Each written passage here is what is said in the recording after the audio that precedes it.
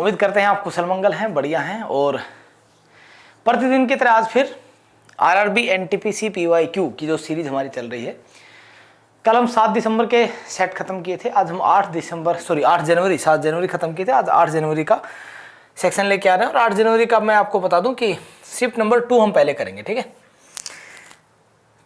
Shift number 2 करेंगे, फिर shift number 1 पे आ जाएंगे, ठीक है जी। तो चलिए शुरू किया जाए खेल। पहला क्वेश्चन कह रहा भाई, एक व्यक्ति ने 2 वस्तुएं खरीदी, प्रत्येक का मूल्य 3000, यानी कि दोनों का सीपी, दोनों का कॉस्ट प्राइस क्या है, सेम है। एक को 10% के लाभ पे बेचा और दूसरे को 5% के लाभ पर बेचा। अच्छा ध्यान से समझिएगा, एक को 10% लाभ पे, दूसरे को 5% लाभ पे, तो कह रहा है टोटल प्रॉफिट क्या होगा ओवरऑल। इस बात को समझिए, जब क्वेश्चन परसेंटेज में पूछा गया हो तो कोशिश कीजिएगा जो रुपए वगैरह दिए गए हैं उनका यूज ना ही करें। जैसे मुझे यहाँ 3000 हो, 30,000 हो, 3 लाख हो, मुझे कोई फर्क नहीं पड़ेगा, कुछ भी दिया गया हो। बस समझे, कुछ भी दिया गया मुझे कोई फर्क नहीं पड़ेगा। मैं ये कह सकता हूँ पहली वस्तु भी 100 की थी, दूसरी वस्तु की भी 100 की थी, टोटल सीपी हो गया 200, ठीक। पहली पे 10% लाभ यानी कि 110 पे बेचा, दूसरी पे 20% लाभ यानी कि 105 पे बेचा, तो ये हो गया 215। तो 15 रुपए का लाभ हुआ 200 पे, तो 15/200 गुना 100 7.5% आ जाएगा। या तो ये कर लो, या दूसरा और सबसे आसान तरीका, जब 2 वस्तुओं का सीपी सेम है, एसपी अलग अलग दिया गया है, तो आपसे पूछा जाए कि सर ओवरऑल प्रॉफिट या लॉस क्या हुआ, तो इनको जोड़ दो, 10 और 5 15, 2 ही वस्तुएं हैं तो बटे में 2 कर दो। माइनस में होता 10 तो 10 - 5 यानी हानि हुई होती तो 10 - 5/2 5/2 आ जाता। 3 होती तो 10 5, तीसरा मान लो 12 होता, 10 5 12 को जोड़ो, बटे में 3 कर दो, 3 वस्तुएं तो 3 कर देते, ठीक है। तो आसान सा क्वेश्चन, कोई दिक्कत आएगी नहीं इसमें, ठीक है सर। 7.5% ऑप्शन नंबर ए आएगा। ये क्वेश्चन देखेंगे, इसको इससे काटेंगे, 4 8 32, तो 8 3 24, तो फिर 46 में से 6 गया 40 और 24 64, ऊपर तो आ गया 64 बटे में 34 - 6 28, ये कटा 7 पे, 7 ये 21, 37 में से 21 गया 16, 64/16 कितना होता है आपको पता है शायद, 4 होता है, ठीक है सर। बहुत आसान सा सॉल्यूशन है, इसमें तो कोई दिक्कत नहीं है। कह रहा है सर प्रति किलो गेहूं की कीमत में 25% की कमी कर दी, यानी कि प्राइस जो है इनिशियल फाइनल जो प्राइस है ना कि वो 25% कम कर दिया। 25% का मतलब 1/4, यानी कि 4 से 3 कर दिया, तो 600 रुपये में 5 किलो अधिक खरीद पा रहा है। यहाँ पे लिखोगे 5 किलो अधिक खरीद पा रहा है, ठीक है। यहाँ पे लैंग्वेज देखोगे 5 किलो अधिक खरीद पा रहा है। प्रति किलो गेहूं का मूल्य क्या है, तो बेटा कंजम्पशन जो होगा, अच्छा अगर एक्सपेंडिचर जो है वो दोनों केस में सेम है, तो जो प्राइस का रेशियो है कंजम्पशन का रेशियो उससे उल्टा हो जाएगा। यहाँ 4 3 है तो ये 3 4 हो जाएगा, ठीक। 5 किलो अधिक खरीद पा रहा है, यानी कि यहाँ 1 यूनिट अधिक खरीद पा रहा है। 1 यूनिट की वैल्यू है 5 kg, तो प्रति किलो गेहूं का मूल यानी ओरिजिनल मूल्य ये वाला था। यहाँ पे 3 की वैल्यू क्या आ गई 15, यानी कि 1 की वैल्यू 5, 3 की वैल्यू 15, यानी कि 15 kg खरीद के ला रहा होगा पहले, कितने रुपए में, 600 रुपये में। तो 600 रुपये में 15 kg खरीद के लाओगे तो 600/15 कितना आ जाएगा, 40 रुपये, ठीक है। बिल्कुल सिंपल सी कहानी है, साधारण सा आपका सोल्यूशन है सर, ठीक। क्वेश्चन नंबर 4 कह रहा है A is 5 times as good as B। कह रहा है A ना B से 5 गुना बेहतर है, तो A B। एफिशिएंसी है 5 गुना, A की एफिशिएंसी 5 है तो इसकी 1 है, ठीक है। यहाँ पे एज गुड एज यह होता 5 टाइम्स मोर गुड एज, तो मोर होता तो ये 6 हो जाता फिर, ठीक है, क्योंकि 5 गुना ज्यादा होता। खैर कोई ना, कह रहा है इसलिए काम करने में बी की तुलना में 60 दिन कम लेता। सेम क्वेश्चन फिर से आ गया, अगर एक्स एफिशिएंसी 5 1 है तो टाइम जो होगा वो 1 5 हो जाएगा, ठीक है, क्योंकि टोटल वर्क दोनों केस में क्या है, सेम है। यहाँ 4 यूनिट कम ले रहा है और 4 यूनिट की वैल्यू ही 60 दे रखी है आपको, तो 1 यूनिट की वैल्यू आ गई 15, यानी कि ये वाला बंदा 15 दिन ले रहा है और दूसरे वाला बंदा 5 यूनिट की वैल्यू 75, तो ए लेगा 15 दिन काम को खत्म करने में, बी लेगा 75 दिन काम को खत्म करने में। कह रहा है साथ मिलकर काम करे तो उसी काम को कितने दिन में पूरा कर लेंगे। साथ मिलकर करेंगे तो 15 और 75, तो आप ये कह सकते हो सर यहाँ तक हो जाएगा ना, कोई दिक्कत नहीं आएगी, पक्का। आप क्या कहेंगे सर 15 है, ए का 75 है, बी का, एलसीएम ले लेंगे तो 75 ही आ जाएगा। तो 15 पंजे 75, 75 1 75, दोनों की एफिशिएंसी आ गई 5 और 1, वो पहले से हमें पता है। तो आप कहेंगे 75 को 6 से भाग कर देंगे, तो 75 को 6 से भाग करेंगे तो 12.5 दिन आ जाएगा, बात खत्म। ये लो जी, ठीक है, ओके। बड़ा सिंपल सा क्वेश्चन है बेटा, कुछ भी नहीं दिक्कत। ये देखो कह रहा है अगर एक स्क्वायर की लेंथ 10% इंक्रीज कर दें तो उसका एरिया कितना इंक्रीज होगा। ये तो सक्सेसिव परसेंटेज का क्वेश्चन हो गया। साइड का स्क्वायर अगर मैं कर दूं तो एरिया आ जाता है, तो 10% बढ़ाऊंगा मैं, तो 10 से 11, 10 से 11, तो 21% टोटल बढ़ेगा। जैसे कि अब करना चाहो तो 10 से 11 हो जाएगा, क्योंकि 10% बढ़ा तो 10% का मतलब 1/10 होता है। दूसरी भी 10 से 11 हो जाएगा, गुना करोगे 100 और ये हो गया 121, तो 21% बढ़ गया, सीधा सीधा दिख रहा है। ये तो रटा रटाया क्वेश्चन होता है, इसके लिए मुझे नहीं लगता कि आपको कोई टाइम लेना पड़ेगा। अच्छा, जिन बालकों को समझ में नहीं आता ना, तो भाई बैच ज्वाइन करो, फिर कोई फायदा नहीं है ना। प्रैक्टिस से आप अपनी स्पीड बढ़ा सकते हो, तैयारी को नया रूप दे सकते हो, लेकिन तैयारी कर नहीं सकते, इस बात को याद रखना। अगर आप ये सोच रहे हो कि PYQ से हम तैयारी कर लेंगे, हम तैयारी करके यहीं से निकाल देंगे, नहीं हो पाएगा। पहले कंसेप्ट्स को समझना पड़ेगा। ये होते हैं स्पीड बढ़ाने के लिए, पेपर की थीम को पकड़ने के लिए। ये तैयारी करने के लिए नहीं होते, ये थीम को पकड़ने के लिए होते हैं कि यहीं से पढ़ डाला सब, नहीं। पहले इस पेपर की थीम को पकड़ो इनसे, फिर कहीं तैयारी करो, फिर इनका यूज दोबारा आता है। इनका यूज 2 बार आता है, एक बार शुरू में जब पेपर की थीम जाननी हो कि कैसा आता है पेपर, और फिर तैयारी होने के साथ साथ कि भैया मुझे PYQ लगाना, ताकि मुझे पता लगे कि जो मैं पढ़ रहा हूँ सही भी पढ़ना हो कि नहीं, है ना। अब कह रहा है ABCDEF 6 लोगों का माध्य 36 है, ठीक है सर। BDF का माध्य 28 है, तो ACE का माध्य याद करो। यार बड़ी आसान चीज़ है, 6 बंदों का 36 है, तो आप ऐसे लिख लो 6 गुना 36। 3 बंदों का 28 है, तो 3 गुना 28। इसमें से ये घटा दो, ठीक है। अब जो भी बचेगा उसको 3 से भाग कर दो। जैसे इसमें से घटाओगे तो 3 कॉमन आ गया सर में, इसमें से ये गया, यहाँ से 3 गया, यहाँ से 4 जाएगा, 7 और 9 आ जाएगा, 4 भी चला गया। लो सर, अब क्या बचा, 9 दूने 18, 18 में 7 गया 11, ठीक है। इसको किससे भाग कर दो, 3 से भाग कर दो, 11 चौके 44। या तो ये कर लो, या मैं क्या कहता हूँ, 6 लोगों का 36 है, 3 का 28 है। अगर 36 सबका है और 3 का 28 है, तो 8 कम है 3 लोगों का, तो बाकी 3 लोगों का 8 ज़्यादा मिलेगा, तो 36 और 8 44। इसे कहते हैं डायरेक्ट बना देना, ठीक है जी। अब कह रहा है ये ट्रेन एक समान चाल से 400 किलोमीटर की दूरी तय करती है। यदि चाल 10 किलोमीटर प्रति घंटा अधिक हो जाए तो 2 घंटे कम लगेंगे। ट्रेन की चाल ज्ञात करो। भाई 400 किलोमीटर, कौन से ऑप्शन है जो 400 को डिवाइड कर रही है? ये तो डिवाइड ही नहीं कर रहे 400 को, तो यही 2 है। मान लो 50 होती तो 8 घंटे लगते, 60 कर दो, 60 भी 400 को डिवाइड नहीं कर पाएगा, तो ये ऑप्शन भी लेगा। अब लो 40, 400 को 40 से डिवाइड करो 10 घंटे, ठीक है। और 10 स्पीड बढ़ा दो, 40 को 50 कर दो, तो 400 को 50 से डिवाइड करो 8 घंटे, 10 घंटे और 8 घंटे, 2 घंटे का गैप आ गया। यही आपका आंसर था, ठीक है भैया। बहुत अच्छा क्वेश्चन, बहुत बढ़िया क्वेश्चन।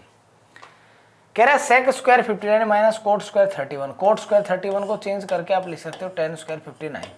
अब आप देखो sec square theta minus tan square theta ये होता है 1, तो 6 × 1 6, तो यहाँ से तो आ गया भाई 6 प्लस में 2/3। साइन 90 1 होता है तो 2/3 रह गया माइनस 3। ये देखो टेन स्क्वायर 56, टेन स्क्वायर 34। अच्छा, टेन 56 और टेन 34 क्या होता है? 1 होता है, क्योंकि 2 बार 10 गुना में हो, एंगल का जोड़ 90, आंसर 1 होगा। स्क्वायर करूंगा तो भी 1 ही रहना है, तो 3y इज इक्वल टू क्या सर? y/3। बस अब यहाँ से बेटा y की वैल्यू निकाल दो, और कुछ भी नहीं, इन दोनों को जोड़ोगे तो 6 × 18 तो 20/3। उधर ये जाएगा तो प्लस का 3y हो जाएगा, 3 × 9 और 1 10, 10y/3। ये लो 3 से 3 कट गया, 0 से 0 कट गया, y की वैल्यू आ गई 2। बहुत आसान क्वेश्चन, बहुत ही सिंपल साधारण। ये देखो क्या कह रहा है, कह रहा है एक फर्म में ना मेल और फीमेल है, मेल 4 है, फीमेल 5। मेल को 80% बढ़ा दिया, यानी कितना हो गया? 180% हो गया, और फीमेल को 60% बढ़ा दिया, यानी हो गया 160/100। तो कह रहा अब नया रेशियो क्या होगा? अच्छा, नया रेशियो क्या होगा? ले रेशियो 100 से 100, 0 से 0, 2 से 9, 2 से 8 और 2 से 4 या 4 से सीधा उड़ा दो 2, ठीक है, ये आ गया 9 और 5 दूनी 10, 9 10 है क्या, ये लो ऑप्शन मेरा। बड़ा सिंपल सा है यार, कोई दिक्कत ही नहीं इसमें तो, ठीक है जी। क्वेश्चन नंबर 10 कह रहा है भैया, मैं तो कहूँ ओरल क्वेश्चन है बिल्कुल, कह रहा है रमेश शर्मा 5% की वार्षिक साधारण ब्याज पर 3 वर्ष के लिए 8,000 उधार देता है, 8,000, और वैसे मनोहर को 3 वर्ष के लिए 7% की वार्षिक दर पर उधार दे देता आगे, तो उसको लाभ कितना हुआ। देखो 5% की रेट पे 3 साल तो 15% ब्याज मिलेगा उसे, और आगे देता है 3 साल के लिए 7% तो 21% ब्याज आगे से मिलेगा। 15% पे खुद ने लिया, आगे 21% पे देता तो 6% का लाभ हो गया, कितने पे, 8,000 पे। 8,000 का 6% निकालोगे तो 8,000 गुना 6/100, 8 से 48, 480 रुपये आ जाएगा, option number C. Oral question boss, ये एक और ओरल क्वेश्चन कह रहा है 400 और 600 के बीच में ऐसी संख्याओं का सम बताओ जो 6 12 16 से पूरी भाग हो जाए, जिनमें रिमाइंडर ही ना बचे। 6 12 16 का एलसीएम ले लो, आपको पता है 12 और 16 का एलसीएम जो होगा वो 48 होता है, जो 6 का भी होता है, ठीक है, तो 48 एलसीएम हो गया। अब 400 और 600 के बीच में एक संख्या तो 480 होती है, आपको पता ही है, इसमें से 48 कम कर दो, 432 हो गई एक, इसमें 48 जोड़ दो, कितना हो गया, 20 28, 428, और इसमें भी 48 जोड़ोगे तो 478 476, ये लो, इनको जोड़ना भाई, बात खत्म, इन सबको जोड़ दो, ये लो जी। मैं तो कहूँगा ये भी मत करो, इससे भी बेहतरीन तरीका अपना लेते हैं। आपको पता है ये 48 का 9 गुना, ये 10 गुना, ये 11 गुना, ये 12 गुना, 48 कॉमन ले लो सब में से। 48 जैसे ही कॉमन लोगे तो अंदर बचेगा 9 + 10 + 11 + 12, ठीक है, इसको जोड़ दो, 11 और 9 20 और 10 30 और 12 42, तो 48 गुना 42 क्या होगा, आंसर निकाल दो। 8 दूनी 16, लास्ट में 6 आएगा, तो ये 2 ऑप्शन तो वैसे नहीं होने वाले, तो 2016 है, 2026 में से एक है, आंसर मार दीजिए जो भी होगा, ठीक है सर। अब कह रहे हैं 4 बंदे हैं ABCD, उनका एवरेज वेट 56 है, सॉरी, तो लिख दो 56 गुना 4। आपको पता है 50 चौके 200 होता है, तो 6 चौके 24, 224 हो गया टोटल। ABC का ये है ABCD चारों का, ABC 3 बंदों का है 52, तो 52 गुना 3, 52 गुना 3 कितना होगा, 156 हो जाएगा। C और D का है 48, तो 48 गुना 2 यानी कि हो जाएगा 96, ठीक है जी। इन दोनों को जोड़ दो, 156 में 100 जोड़ दो, 256, 256 में 4 घटा दो, 252, 252 224 से कितना ज़्यादा है, देखो 52 में से 22 घटा दो 30, और 2 और कर दो 28, ये 28 ज़्यादा है। 28 क्यों ज़्यादा है, क्योंकि C यहाँ भी आ गया, C यहाँ भी आ गया, C 2 बार आ गया, और ये 28 जो वजन है C का ही है, बात खत्म, और C का ही पूछा है 28, ये लो जी। इसे कहते हैं इजी अप्रोच लेना, सोचना ही नहीं, ज़्यादा दिमाग ही लगाना, कैलकुलेशन को ईजी बनाओ, बात खत्म करो। कह रहे एक रोम्बस का एक समचतुर्भुज का क्षेत्रफल बताओ जिसका सबसे लंबा विकर्ण 16 हो और जिसकी भुजा 10 हो। बेटा याद रखो, जब किसी समचतुर्भुज में ये 10 होगी, ये 16 होगा, तो ये क्या होगा, देखो 16 का आधा 8 होता है, और ये राइट एंगल पे काटते हैं जब समचतुर्भुज होता है, तो 8 10, तो ये ऑटोमेटिकली 6 हो जाएगा, ये 6 तो ये भी 6, ये 8, तो ये 12, ये 16, और समचतुर्भुज का एरिया होता है हाफ D1 × D2, दोनों के दोनों डायगोनल की गुना, तो 12 गुना 16, 2 से काटा 6, 16 6 96, ऑप्शन नंबर बी कटेक्ट। कोई दिक्कत नहीं है भाई, बिल्कुल टनाटन आंसर होने, कोई समस्या नहीं है। कह रहा ए किसी काम को 10 दिन में कर सकता है, बी उसी काम को 15 दिन में कर सकता है, ए और बी को 48 में हाथ में काम लेते हैं, सी की मदद से काम 5 दिन में पूरा कर लेते हैं। एलसीएम मारोगे, एलसीएम आएगा 30, 10 × 30, 15 दूनी 30, 5 × 30, यानी तीनों की एफिशिएंसी मिला के 6 है। पैसा मिलता है एफिशिएंसी की वजह से, तो 4800 को 6 से भाग करोगे, यानी कि एक की वैल्यू आ गई 800, तो इसको मिलेगा 8 × 2400, इसको मिलेगा 8 दूनी 1600, और सी की एफिशिएंसी 6 में से 5 घटा दो, 1 बची, 1 की वैल्यू 800 है। किसकी पूछिए भैया, सी को कितनी राशि भुगतान करेंगे, 800 रुपये का भुगतान करेंगे सर। ए को पूछे तो 2400 रुपये का, 8 × 2400, बी को पूछे तो 8 दूनी 1600 का भुगतान करेंगे, बात खत्म, ठीक है भैया जी। ये लो एक और क्वेश्चन कह रहा है जी, बाह्य बिंदु P से स्पर्श रेखाएं खींची गई हैं, ये लीजिए। अच्छा, जब किसी एक पॉइंट से ऐसे 2 स्पर्श रेखाएं खींची जाएं तो दोनों बराबर होती हैं, इसके बराबर होगी, PAB 55 है, यानी कि ये वाला एंगल अगर 55 है तो याद रखिए ये इसके बराबर थी, तो ये वाला एंगल भी ऑटोमेटिकली क्या हो जाएगा, 55 हो जाएगा। 55 और 55 110, तो ये कितने का बचा, 70 का बचा सर, बोलो हाँ कि ना। अच्छा, प्रॉपर्टी होती है जब एक पॉइंट से दो ऐसे टेंजेंट खींचे जाए तो उन पे जो एंगल होता है उन्हीं दो पॉइंट से सेंटर वाला एंगल, इस वाले एंगल और इस एंगल का जोड़ 180 होता है, तो ये 70 होंगे तो 110 हो जाएगा ऑटोमेटिकली। आपसे पूछा एंगल AOB ज्ञात करो, अरे यही तो पूछा था, 110 डिग्री। ठीक है बॉस, बात खत्म। प्रॉपर्टी होती भैया, प्रॉपर्टी है ना, मैं अपनी तरफ से नहीं बना रहा कुछ।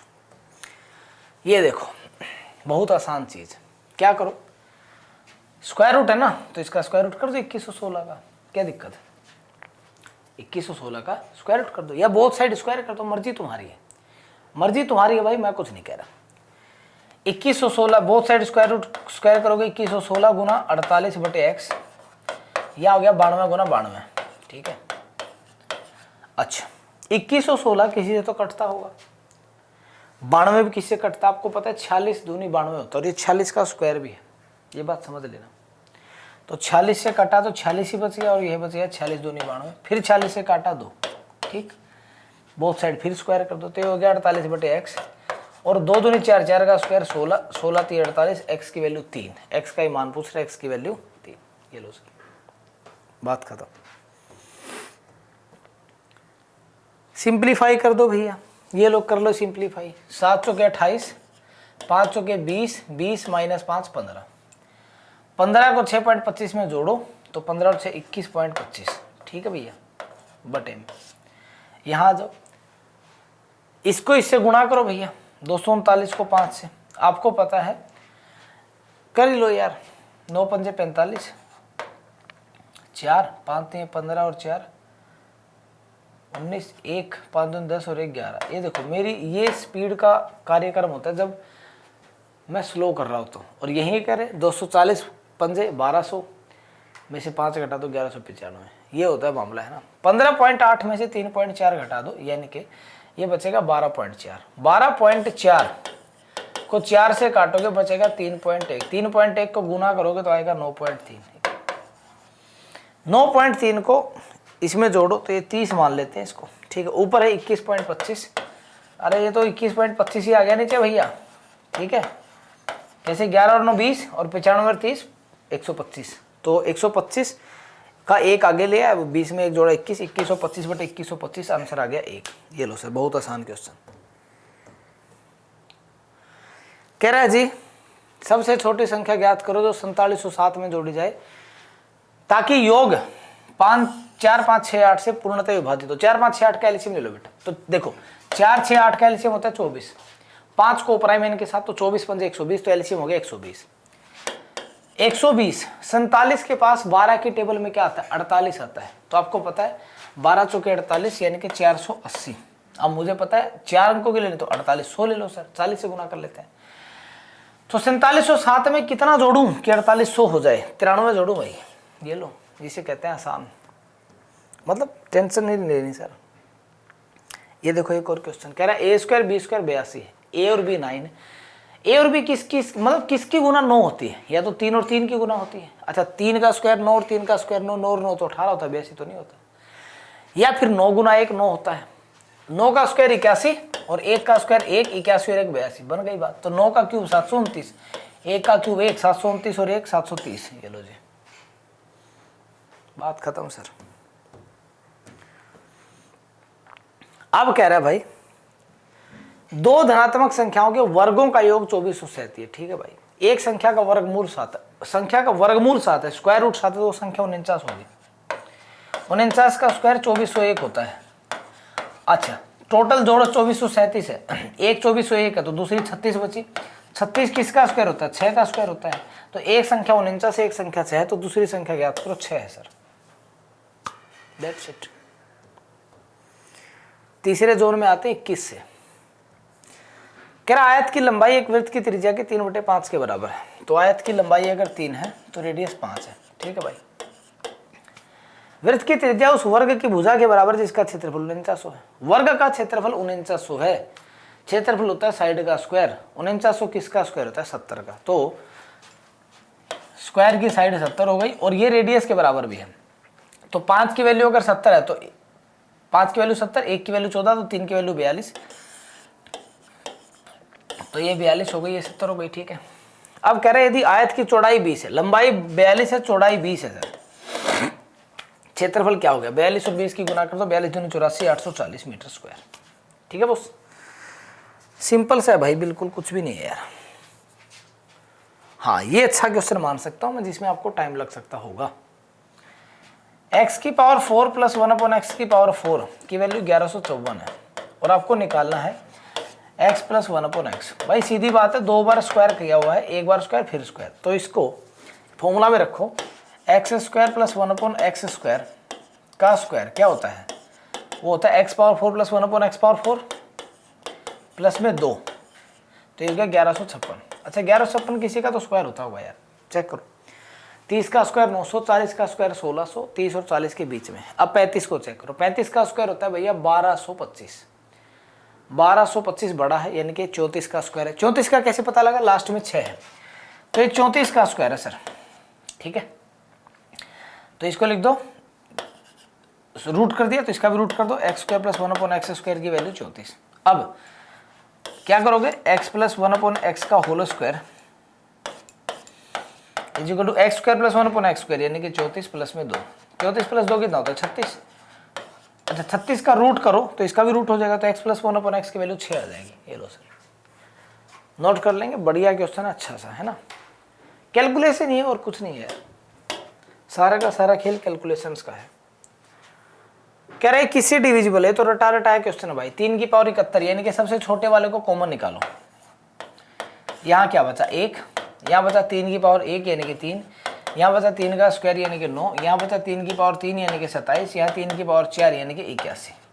जोड़ो इनको, 81 और 9 90, 27 और 3 30, 90 और 30 120 और 1 121, 3 की पावर 71 गुना 121।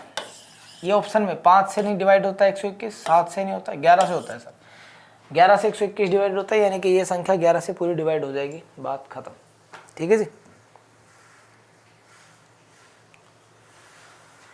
कह रहा है एक राइट एंगल ट्रायंगल का पेरीमीटर 60 है, उसके कर्ण की लंबाई 26 है। भाई मैं तो कहता हूँ रटा होना चाहिए, तो याद करो टेपलेट होता है 10 24 26, पेपर ऐसे निकलता है बॉस, 10 24 26 ट्रिपलेट होता है, मैं खूब बार याद करवाया। 10 24 26 को जोड़ोगे तो 60 ही आएगा। तो कह रहा है त्रिभुज का क्षेत्रफल, क्षेत्रफल क्या होता है? हाफ 10 × 24, तो हाफ गुना 10 गुना 24 गुना करोगे 120 आ जाएगा। मैं इसीलिए कहता हूँ पेपर ऐसे निकलेगा, पेपर ऐसे निकलेगा कि कैलकुलेट करने बैठ गए ना। ये देखो एक और क्वेश्चन, cos x की वैल्यू -1/2 है, और एंगल जो है ना वो 180 और 270 के बीच में, 180 और 270 के बीच में। आप ये बताओ cos 180 प्लस कितना करो कि 1/2 आ जाए, क्योंकि थर्ड क्वाड्रेंट है, थर्ड क्वाड्रेंट में cos की वैल्यू आनी तो नेगेटिव, ये तो कन्फर्म है। अच्छा cos की वैल्यू 60 पे होती है 1/2, तो 180 प्लस 60 यानी 240, तो x की वैल्यू 240 डिग्री है सर। x की वैल्यू कितनी डिग्री है? 240 डिग्री है, ये पता लग गया। tan 240, तीसरे क्वाड्रेंट में tan तो पॉजिटिव होना है, tan 240 यानी tan 180 प्लस 60, 180 में चेंज होगा नहीं, tan 60 की वैल्यू होती है √3, √3 का स्क्वायर 3, तो 4 गुना 3 12, आगे माइनस है, ये रहा -3 cosec square x, cosec square 240, तो कोसेक स्क्वायर 240 को कह दूंगा कोसेक स्क्वायर 180 प्लस 60। कोसेक 60 की वैल्यू होती है सर, साइन 60 होता है √3/2, तो कोसेक 60 होगा 2/√3, 2/√3 का स्क्वायर करो 4/3, 3 से 3 कट गया, 12 - 4 8। ये लो भाई, अच्छा क्वेश्चन है, आसान नहीं, अच्छा क्वेश्चन है। क्वाड्रेंट के ऊपर ट्रिग्नोमेट्री का बेसिक फंडा पूछ रखा बिल्कुल, ठीक है, तो इसको आप आसान तो कह नहीं सकते। ये देखो कितनी आसान है। कह रहा 5 अंकों की सबसे छोटी संख्या, 5 अंकों की सबसे छोटी संख्या ये होती है जो 472 से पूरी भाग हो। ये लो 472 से भाग कर दो भाई, ठीक है, भाग करोगे तो क्या आएगा? 472 दूनी कितना आएगा? 2 दूनी 4, 47 दूनी 94, ठीक है, घटा दो, घटा दोगे तो कितना आ जाएगा बताओ? 10 में 4 गया 6, 9 में 4 गया 5, या कुछ आना नहीं, 560, 472 एकम 472, कितना बच गया बताओ? 10 में 2 गया 8, 15 में 7 गया 8, 88 कम हो गया। तो आप क्या करेंगे? 472 में से 88 कम कर दो, 472 में से 88 कम कर दो, कितना बचा 384, और उस 384 को इसमें जोड़ दो तो 10,384 वो संख्या होगी। ठीक है, दैट्स इट। ओके, सिंपलीफाई करो भाई, कुछ भी नहीं है यार। 8 सते 56। अच्छा यहाँ पे ये एक नहीं है, सब में ये गलती से लगा हुआ है। ठीक है, ध्यान से देखो, 8 सते 56, 56 माइनस 6 50 प्लस यहाँ पे आ जाओ 27 माइनस 3 24, 24 को 6 से भाग करो, 24 को 6 से भाग करोगे 4, 4 माइनस 4 0, तो ये हो गया 0, ये तो खत्म ही हो गया, तो ये 50 ही बच गया, बात खत्म। ये ऑप्शन में 150 की जगह 50 कर लीजिएगा, ये एक एक्स्ट्रा लग गया होगा टाइपिंग के टाइम पे, है ना। अब कह रहे हैं सर 11% की रेट से, भाई पूरे पेपर का सबसे अच्छा क्वेश्चन मैं मानूंगा इसको। 11% की रेट से 2 साल का चक्रवृद्धि ब्याज 4642 है। तो 2 साल का चक्रवृद्धि ब्याज निकालते हैं इफेक्टिव रेट से। कैसे? x plus Y plus X into Y बटे 100। तो 11 11 22, 121 बटे 100 21, तो ये आ गया 23.21। 23.21% की वैल्यू क्या दे रखी है? 4642। ध्यान से देखो, सीधा कटेगा, 21 दूनी 42, 23 दूनी 46, तो 1% की वैल्यू आ जाएगी क्या? 200 बटे में 100 भी है, तो 1% की वैल्यू आ गई 200। साधारण ब्याज कितना होगा? अच्छा, साधारण ब्याज तो सीधा होता है 11 11 11 और 11 22, सेम लगता है, तो 1% की वैल्यू 200, तो 22% की वैल्यू क्या होगी? 22 दूनी 4400।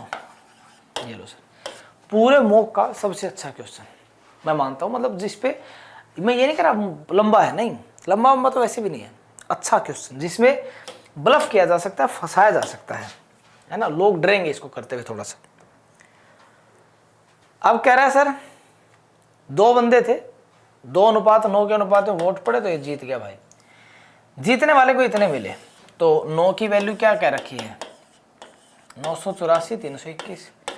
तो कह रहा है डाली गई कुल वोटों की संख्या, यानी कि 9 और 2 11, 11 का मल्टीपल होगा जो भी होगा। 11 का मल्टीपल कैसे चेक करते हैं? मैं कह रहा हूँ भाड़ में जाए मल्टीप्लाई, 11 का मल्टीपल चेक करो। देखो यहाँ से देखो, पहले 1 और 9 10, 3 और 2 5 और 5 10, ये 11 से डिवाइड हो जाएगा। ठीक है सर, और चेक करो, 1 और 9 10, 5 और 3 8 और 2 10।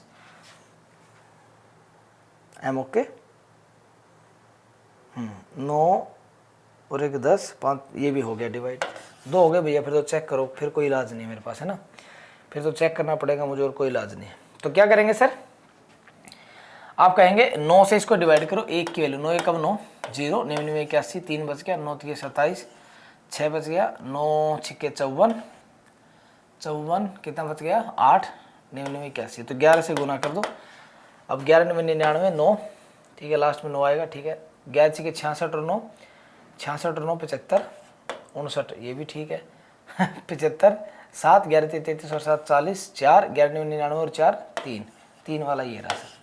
ठीक है, यही है ऑप्शन नंबर सी है सर। ठीक है, क्योंकि मैं आगे क्यों करूँ यार, जब मेरे को मिल ही गया तो। ठीक है, ओके। इसी के साथ इस मॉक का आखिरी क्वेश्चन खुलता है सर। कह रहा है 6 अंकों की छोटी से छोटी संख्या कौन सी होगी? ये तो वही है 3 4 5 6, जो 4 8 12 16 से पूरी भाग हो जाए। 4 8 12 16 का एल्शियम, 12 और 16 का एल्शियम आपको पता है 48 होता है, जो 4 और 8 का भी होगा। इसको भाई को 48 से उड़ा दो, 48 दूनी 96, बच गया 4 40, 400 कर लो। 48 कटेगा अब कितने से? 8 से। 48 अट्ठे कितना होगा? 8 8 64, 6 8 चौके 32 और 6 38, 384, ये बचा 16। यहाँ ये उतर गया, ये उतर गया, ये उतर गया, एक और बच गया 160। 48 गुना 3, 50 गुना 3 150, तो 48 गुना 3 होगा 144। 16 ज़्यादा हो गया भाई, कितना ज़्यादा हो गया? 16, 144, ये 16 आ गया इसमें से। 48 में 16 घटा दो 32, तो 32 को जोड़ोगे तो ये आ गया 1,32,000। ठीक है, ओके। ये तो ऐसा ऐसा क्वेश्चन तो हमने जस्ट किया भी था भाई। इसी के साथ आपका और हमारा विदा लेने का समय आ गया है। रोना धोना मत करना कि हाय राम सर चले गए आप, ठीक है, कोई बात नहीं, कल फिर मिलेंगे इसी टाइम 12 बजे। तब तक के लिए खुश रहे, मस्त रहें। जय हिंद, जय भारत।